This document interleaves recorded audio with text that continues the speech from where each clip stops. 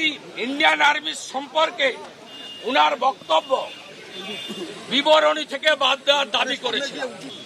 আমি প্রাউড রামপুরহাটের বকটুইতে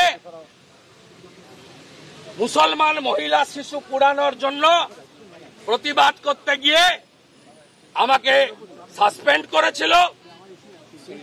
পরবর্তীকালে দেবী দুর্গার মূর্তি ভাঙা নিয়ে আমাকে সাসপেন্ড করেছিল।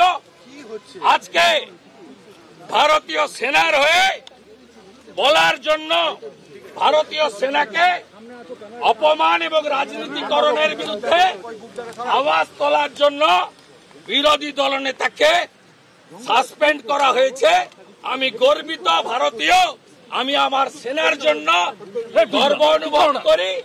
এবং এখানে যারা আছে তৃণমূল পাকিস্তানের দালাল,